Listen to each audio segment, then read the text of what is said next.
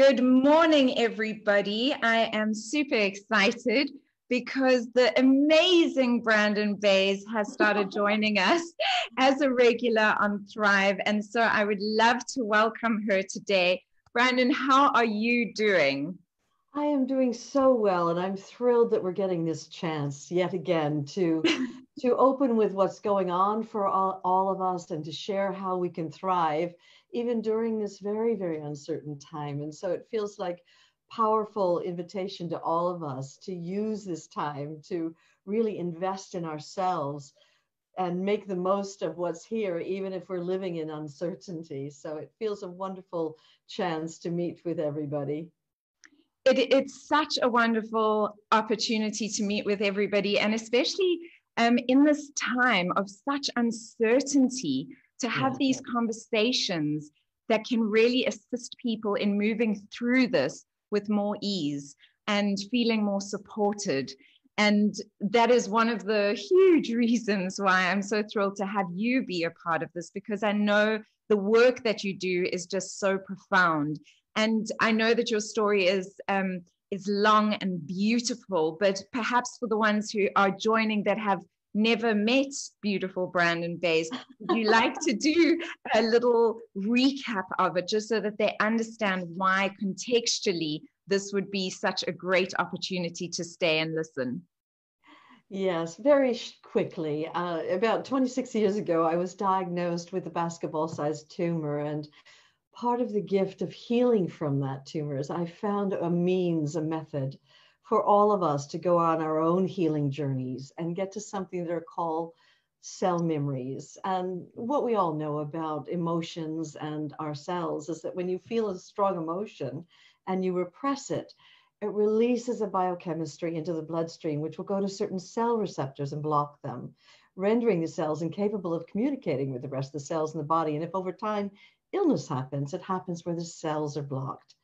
And conversely, what we also know to be true is that when we feel our emotions very openly and freely, like a child, naturally, our cell receptors remain open. And so the journey is a method that can take you inside your body to specific cellular locations to open up with what's stored inside your body, the old stored consciousness, the cell memories, and go through a deep and radical process of release and letting go, ultimately understanding what's taken place in your life and coming to a place of forgiveness, so that when new cells are born, they're born devoid of that old consciousness as new regenerative cells. And so over the last 26 years, after the best-selling book, The Journey, birthed itself, and I've written 6 books now, I've been traveling all over the world. It's now this method is being used for emotional healing and physical healing in 39 countries. It's translated in 24 languages. And so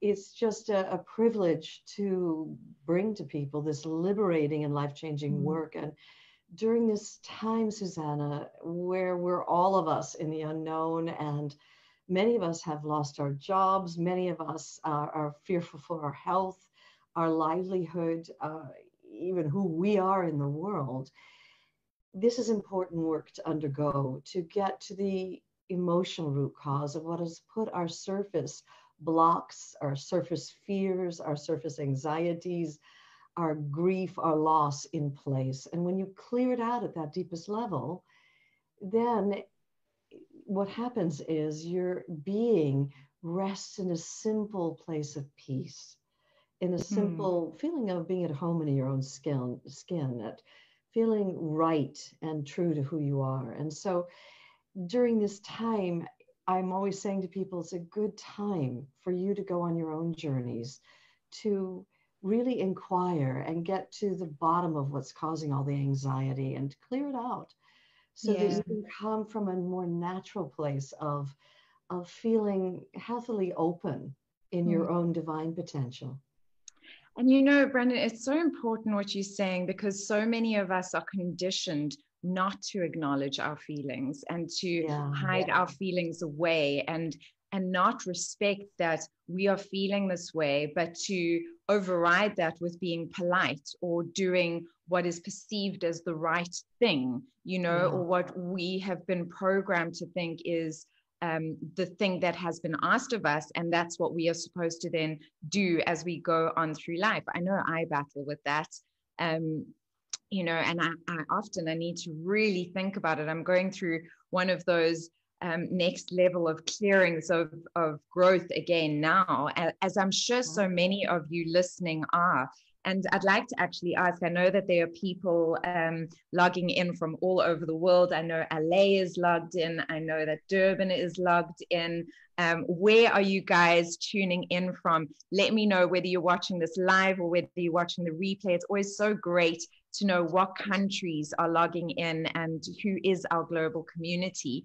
I also would love to know, give me a thumbs up if you've read the journey and if you understand this work, because Brandon has been so gracious and so generous and is actually giving away a copy of the journey to people, which I will put a link for you guys to be able to download.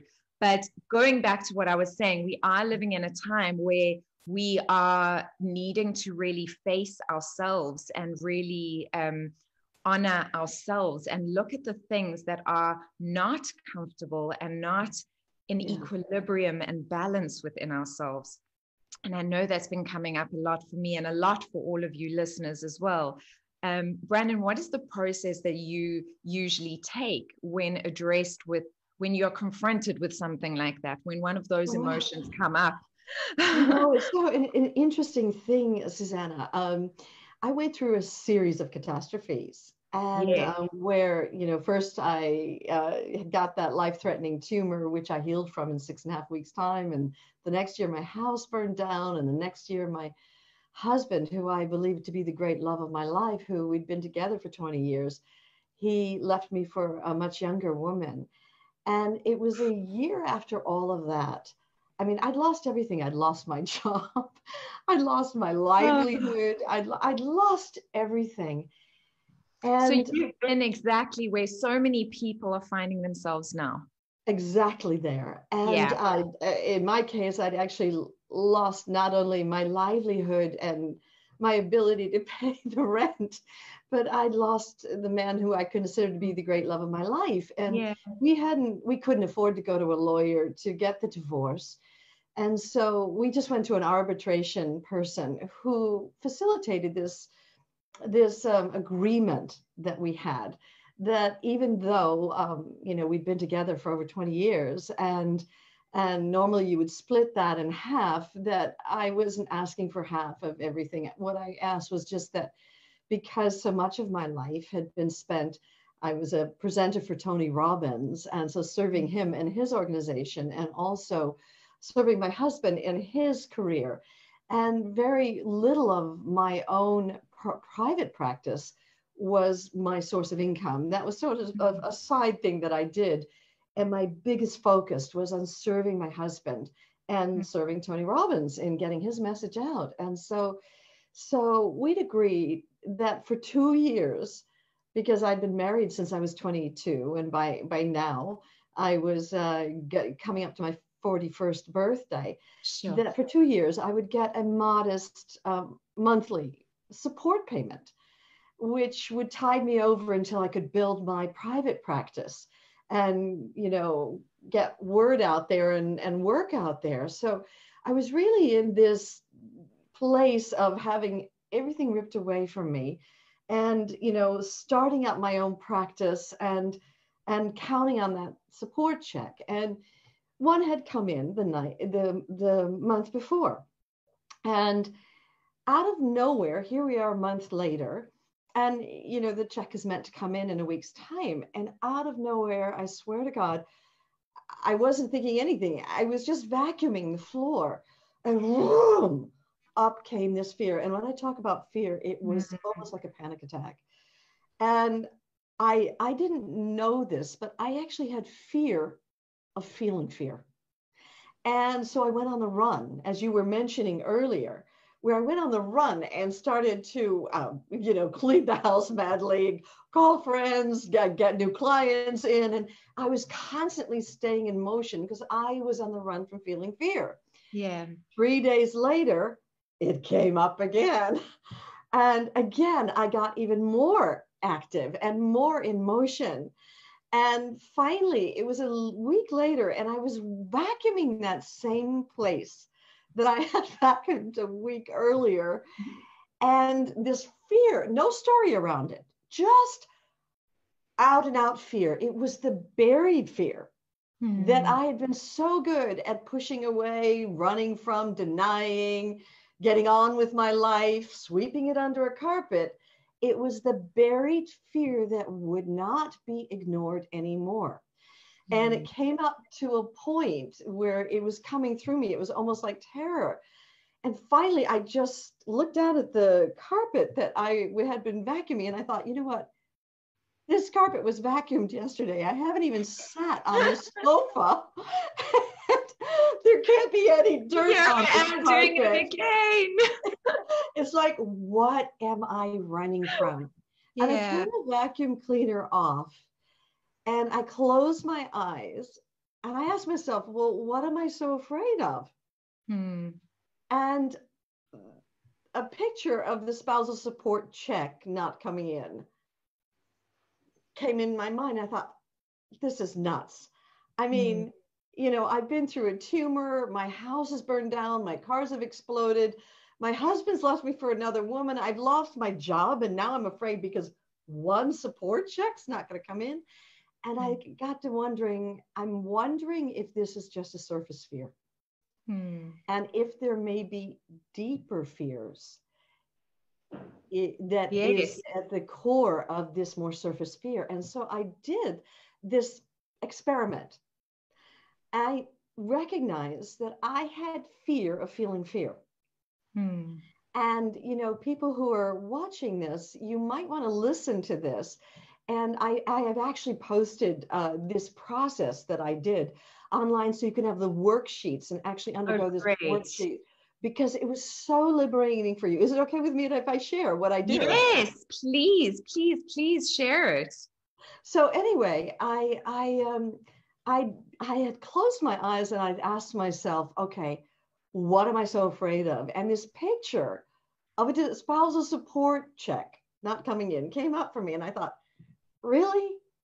You're that afraid after all you've been through of a check not coming in? And I wrote it at top of a blank page. I wrote, well, what's the worst that could happen? Because I wanted to face, as you suggested earlier, it's an invitation from life to face all these things that we have been burying and pushing away. So anyway, I said, I wrote at the top of the page, what's the worst that could happen? And I closed my eyes and I made a picture that the worst that could happen was that the spousal support check didn't come in. And I said, okay, if that happened, then when it would happen? And immediately this fear started coming up that in a month or two's time, I would run out of money and I wouldn't be able to pay my rent.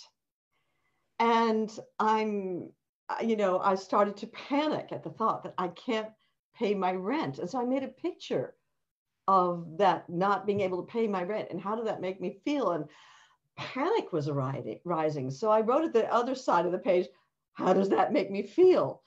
And I said, okay, let's say that does happen, that the check can't come in and you can't pay your rent. What's the worst that could happen? And even though I knew that my landlord, he cared for me, he was very fond of me, he would have to do it. He'd have to throw me out of that apartment that had been a lifeline ever since my house had burned down. And as I looked at that picture of being thrown out of my apartment, I was faced with feeling both a combination of extreme shame that at the age of 41 years old, with all my diplomas and accreditations, with all the work I'd done around the world with thousands and tens of thousands of people with Tony Robbins, that my landlord would chuck me out of the house, out of the apartment. And I Yeah. was faced with shame and terrible fear. And so I said, well, how does this picture make me feel? And I wrote down how it made me feel, shame and fear. And I asked the next question, well, if that habit happened, then what's the worst that could happen? And I thought, well, I have to go stay at someone's house. I made a picture of going to my mom's house, and I thought, no way, I am not doing that. And I put a cross through that. I'm not going to be a parasite to my mom at the age of 41 years old. And so I made a picture of going to stay with my best friend. And we have a saying in the United States that you wear out your welcome, that after a week or two, even with the best of will, kindly, they're going to want you to move out so they can have their life back, you know? Yeah. And I saw that picture and knew that that was the reality of what would happen. And I felt both a sense of devastation, betrayal, that my best friend would eventually try to coax me out of the house. And I said, and so I wrote that down. What am I feeling? If this happened, what am I really feeling? And it was devastation and betrayal and just humiliation. And finally I said, okay, if that happened, if my best friend had to kind of shoo me out of the house, what's the worst that could happen? And I found myself on the streets of New York City, a picture of me as a beggar holding out a cup, trying to get quarters to pay for food. And I mean, with all of my education and background and experience in life and all the certifications, ultimately I said, well, what am I afraid of here? And my deepest fear was, I haven't got what it takes to survive. That intrinsically, something inside of me doesn't have the same ability that other people do. And so I circled this worst fear. I got it. I'd gone to the rock bottom. Yeah. I'd hit the bottom of the barrel. What was the worst fear? And how does that make me feel? It makes me feel helpless and hopeless, because if I don't have what it takes to survive, I'm going to die. And when I said, well, what is the worst that could happen? And the realization, well, actually, I would end up dying there on the streets of New York City. And something started to crumble. And it began to feel like my form started getting formless. And I fell into a vast field of nothingness, into a field of black emptiness, of, when the form has fallen away, and this black emptiness started being permeated and saturated and suffused with a scintillating presence of light that was omnipresent and everywhere, suffusing everything. And I thought, well, even if my body dies, something remains here. This that I am, that is part of the fabric of the whole universe, that is my soul, is still here. And I opened my eyes, and this presence was omnipresent. And I looked at the circled fear that I saw was my worst fear. And I thought, well, if I do a journey process and get to the root of that worst fear and clear it out completely, I turned this blank page over and I asked, okay, what's the best that could happen? Let's say I clear that worst fear, this worst fear that many of us are experiencing right now.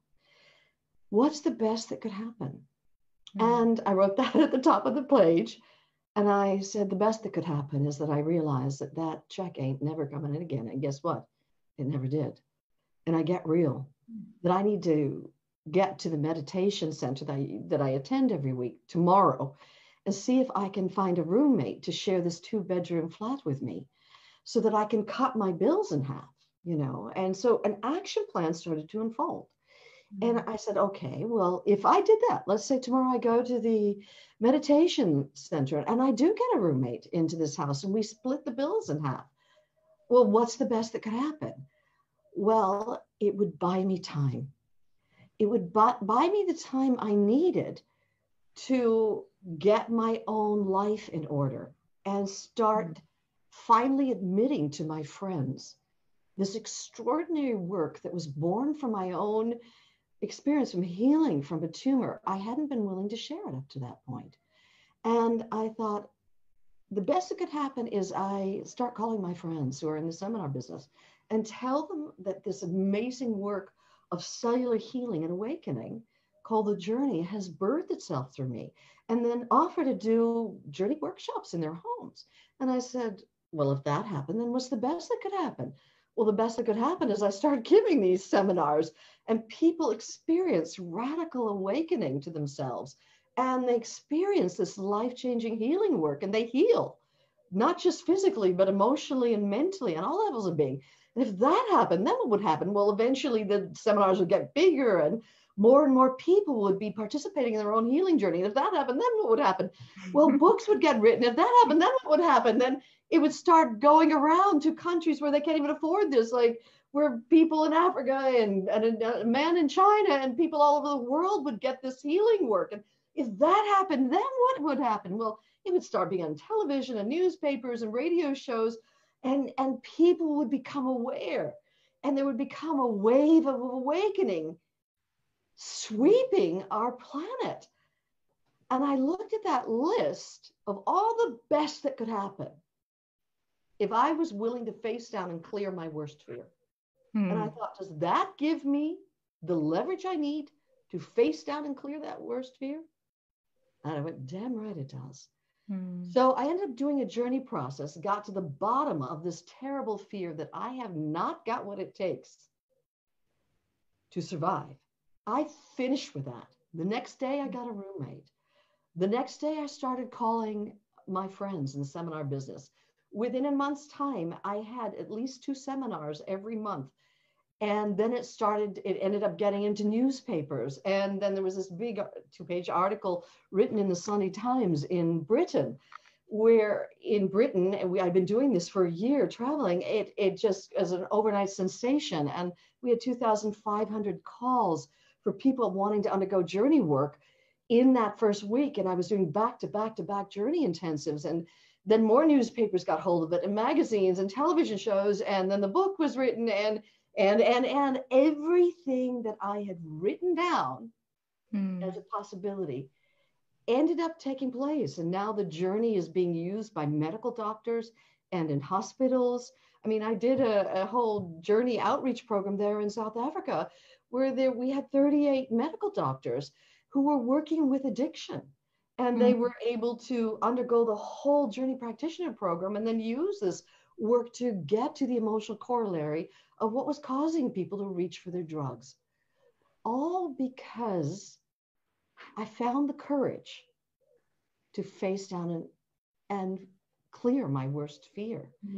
And so this is what I meant by, at the beginning, by saying that to use this time wisely and well, that your emotions are not going to stay buried.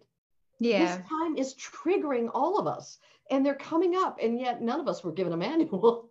What do you do when all of this fear comes up, you know? And now there is a method. And I just want you to know that we've been on our Facebook fan page and our personal pages. Every day we've been posting a video with different work that you can undergo. And I did post one a few days ago on facing your worst fears. And you can actually download the process sheets that I have just spoken about. Amazing. No, I'll get that link, and I'll definitely share it with everyone. A lot of people are saying so powerful, blown away, so grateful. I'm so glad that you are all tuned in for this. It's so interesting to me, Brandon, that we're moving from this 4th dimensional to this 5th dimensional reality. It's really coming into being at the moment. But my invitation to everyone listening, because the reality is that the universe wants you to heal. The universe wants you to heal. It's its deepest desire for you to be whole and happy and vibrant and well and living the best version of yourself. And so these opportunities that pop up like now, where you are brought to a point where you go, what am I going to do, are really opportunities for you to just accelerate that process. And I loved what you said. What is the worst thing that can happen? What is the best thing that can happen? You know, but the reality is, whether you are in a situation right now listening and you're at a place where you're going, I don't know what to do next, I'm so stuck, my career is over, or whether you're at a place where you're going, okay, I need to readjust the way I work and the way that I do things, because that's also a lot of people that are listening. Or whether you are thriving, there are always these opportunities to grow and shift in different ways. It doesn't have to be dire straits. Sometimes if you don't listen for long enough, the universe, like when I got sick, the same thing happened, Brandon. You know, it took me to a point, oh, are you not listening? Okay, I'm just going to stop you in your tracks so that you pay attention, you know. But the invitation, it's like life sent an anvil at your head. Yeah. And said, wake up. You know? Hello, I've been trying to tell you for ages. Can you please pay attention? And but the reality is that these messages, these opportunities, these invitations are coming to us the whole time. And if we can actually take the time to stop and take a breath and face your fear, like you say, and go, okay, this is the reality, but what if? You know, what if? And look at all of those realities, and then reach out, realize that we are creators, we are resourceful. That's the point of us being here, is to experience ourselves, you know, and what we are capable of. There are incredible resources like yours, and I definitely will share that with everyone. So face your fear. What is the worst that can happen? What is the best that can happen? And what is the one thing you could do today? All of you, what is the one thing you could do today, right now, to just make one of those shifts? I really love that, Brandon. Really, really fantastic. Amazing. Because I think what's holding people back, as you said, that although I'm becoming aware that isn't this your howling time? Yes, it is. Oh my goodness, it's 1 minute too. This is my howling time. So everybody, at 11 o'clock a.m., which is GMT +2 in South Africa, the most people are awake in the whole world. And so I know you all do it in different countries at your times at 7 or 8 p.m. And you thank the workers, the people that are essential to keeping this world going, our lives going, our food, our rubbish, our deliveries, everything. And so I always encourage you all to do it at 11 a.m. as well. So 1, 2, 3.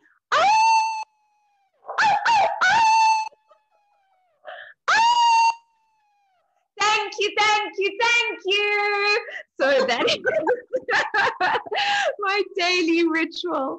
And I know that we've got essential workers that do tune in and watch this, and I've gotten a number of thank yous, but I hope that everybody is embracing this little bit of craziness that makes people laugh and just has this moment of joy. Now, I know we usually go into meditation at this point, but I really want to finish this conversation with Brandon. So I hope you guys will all forgive me because I am going to continue with Brandon.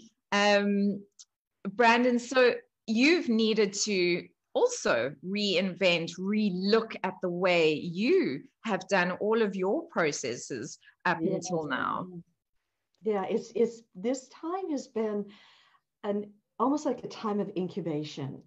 And it's interesting because from, I came back from India on March 11th, and I was having a journey seminar in some European country every week until July 11th. So all of those seminars got canceled, all the hotels, all the people's monies that they booked, the whole thing was just stopped. And I didn't know how long it would be stopped for.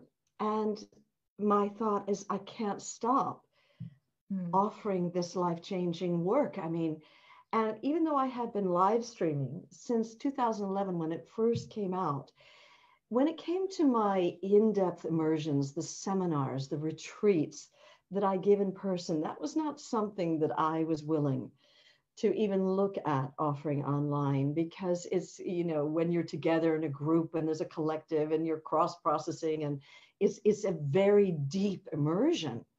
And so even when I left Australia prior to India, I had said to, you know, my friend, well, regardless of what happens, this, you know, I won't be able to give the journey intensive, which is our foundational, you know, kind of roll up your sleeves, dive in retreat. And when I got here to Greece, we immediately went into lockdown. All borders were closed, can't get in, can't get out, can't do anything. And, you know, I had to open with, first of all, that I wanted to serve life. So we've shot over 43 videos that we've been offering to the world on, you know, life-changing work that you can undergo in your own home, and interviews like this and summits that I've done, and etc.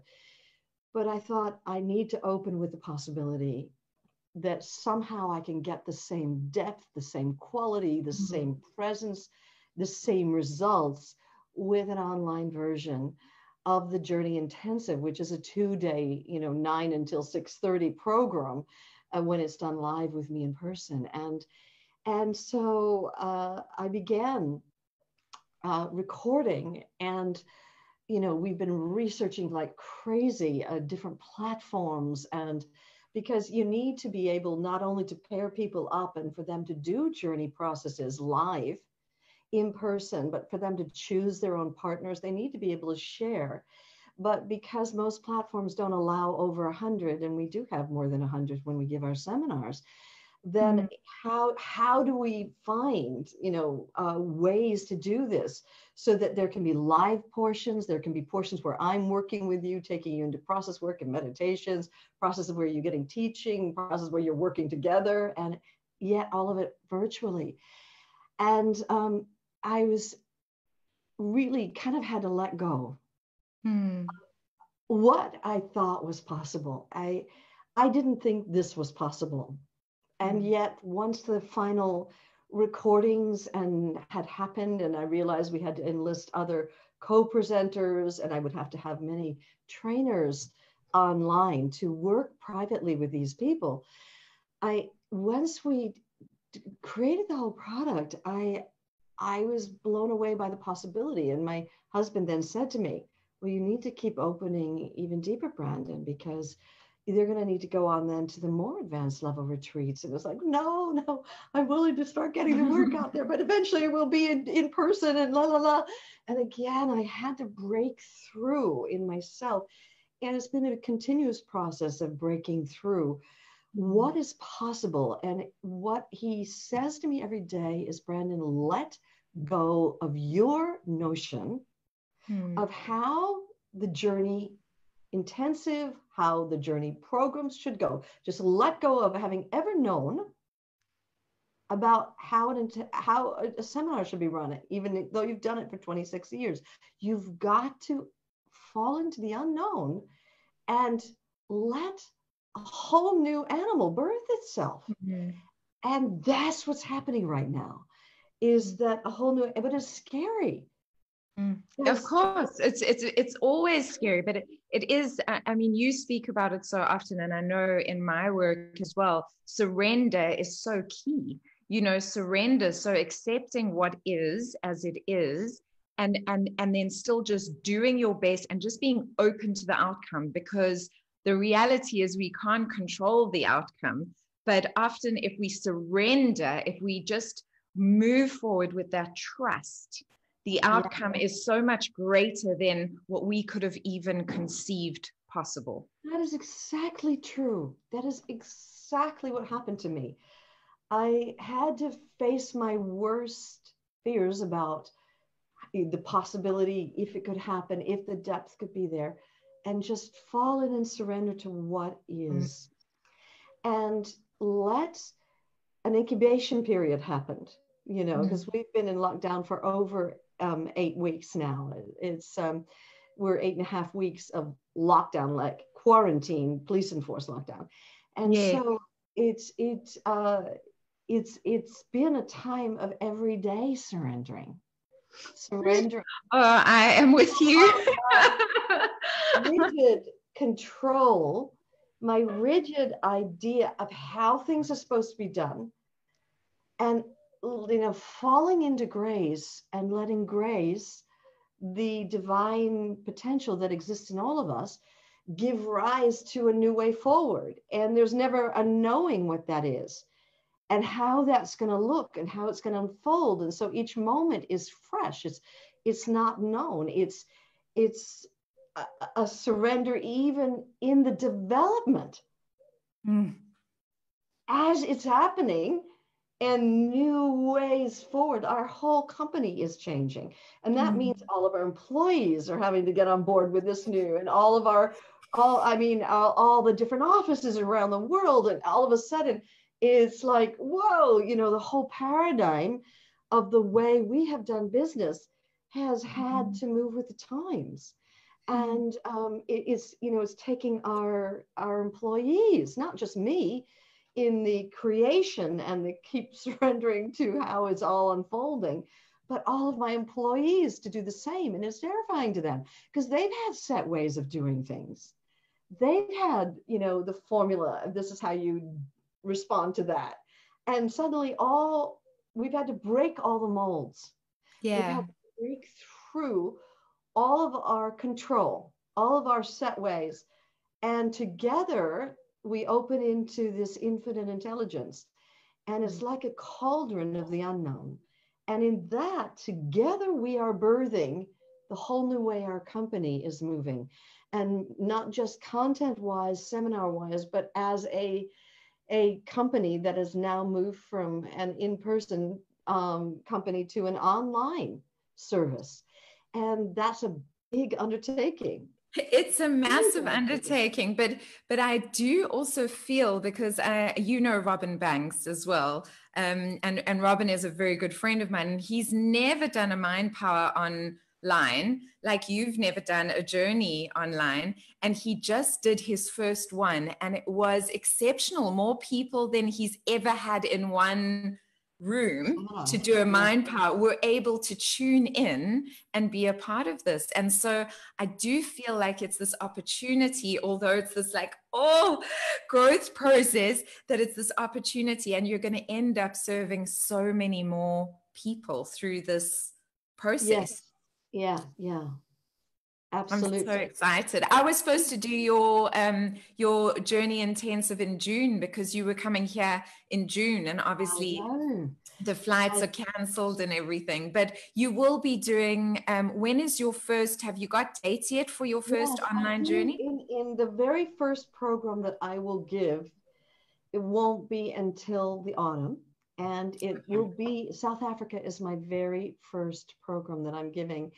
And it will be in, I think, the first weekend of October that I'm giving the Journey Intensive live. And so there is an energy that happens with that. And so, I mean, let's say God allows, grace allows that flights are allowed to happen, that we're allowed to not only get to a country, but not have to self-quarantine for 2 weeks. Because if that's the case, I won't be able to come to South Africa. But, right now, it's right now booked in there. And so I'm praying that. And if not, then those people will be in any case allowed to take the money that they would have put onto that. They will put it onto the online version of the Journey Intensive. And then when I am allowed in the country, they'll be able to go take that as well. So they'll be able to come visit. Double their money's worth.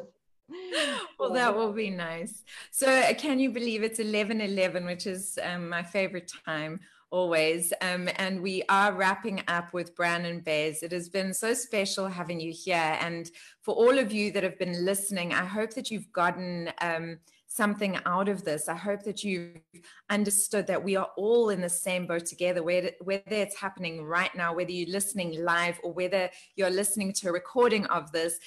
We live in an energetic world. And so this message is coming to you at the exact right time for you. So that's really important for me, that you guys understand that. And I love the invitation that Brandon gave. And so I'm going to repeat it, is to really look at that fear, because so many of us are scared of just being scared and we don't even know what that fear is, but really looking at that fear and then going deeper into it. What could happen? What could happen? What could happen? Until you really hit the lowest, rockest bottom of your fear. And then go and look at the possibilities of what can happen, and delve into those and invite those into your consciousness, because even just inviting those will start the process of expansion energetically. And then, of course, what can you do today? One thing that you can do today, and just remembering that you are resourceful beings, you are creators, you are going through a spiritual awakening. That's why we are here. We're going through this spiritual expansion in these human forms. And then I would really, really encourage you to dive onto Brandon's page. I will share the links with you guys. And she has so generously offered you all a copy of The Journey, the book, her famous book, absolutely free. And then, Brandon, I'll get a link from you for that process that you spoke about during our conversation today. And I'll share that with everybody as well. Oh, wonderful. Well, I just pray that everyone there and who's watching thrives during this time where life is not going to be the same, but it's a wonder to think of how it could be. Yes. So a heartfelt namaste to everyone. And thank you. I look forward to seeing you next month, is it? Yes, so Brandon will be with us once a month, and I am going to now take a screen grab of me and Brandon before I let her go so that I can post it with this video. And so Brandon will be with us once a month. We will be talking about different topics that come up. So if there's anything that you listening now would like us to address, please do let us know. Any specific knowledge. Brandon is one of the most profound healers of our time. And I know one of the things that comes up a lot, Brandon, which I think will be an interesting one, is talking about how the journey work has been received by medical doctors and that integration, because there's a lot of skepticism, from the science world about energy work and these processes, but it has been embraced. And I know that you are working with hospitals, or you were at least before, and I'm sure that it will continue. Yes. It's with two hospitals in Tel Aviv with their cancer unit and their heart unit, but that's for another time. And yes, for another time. Exciting times. Definitely. Namaste. Thank you so much for being with us, and I will see you next month. Lots of love. See you next month.